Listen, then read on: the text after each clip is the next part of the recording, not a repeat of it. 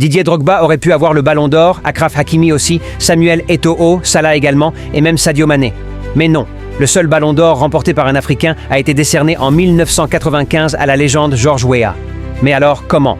Un enfant des ghettos de Claratown qui a réussi à sortir de la pauvreté, à voyager jusqu'en Europe et à jouer pour de grands clubs comme le PSG et l'AC Milan avant de recevoir la plus grande récompense individuelle du football. George Weah est né à Monrovia et a été élevé principalement par sa grand-mère après la mort de son père. Sa famille était très pauvre et vivait à plusieurs dans un seul appartement. Le jeune George a donc dû travailler pour survivre avant de commencer à jouer au football, sous les regards étonnés face à ses dribbles à la Pelé. De fil en aiguille, George Weah impressionne une personne qui va changer sa vie, de l'Afrique à l'Europe. Il découvre le championnat de France avec l'AS Monaco.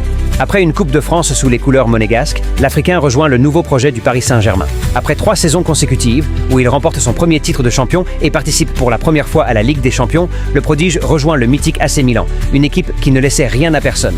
Et dès sa première année, il remporte le Ballon d'Or. S'ensuivent plusieurs Scudetti avant de terminer sa carrière entre Chelsea, Manchester City et l'Olympique de Marseille. Précurseur, il tentera même l'aventure en Arabie Saoudite. Mais après son jubilé au Vélodrome, George Weah se lance en politique et devient président de son pays. Même s'il a été écarté récemment, un retour n'est pas impossible. Alors, si un enfant du ghetto a pu soulever le Ballon d'Or, tout est possible. Et pour découvrir vraiment l'histoire de son ascension, attendez la partie 2.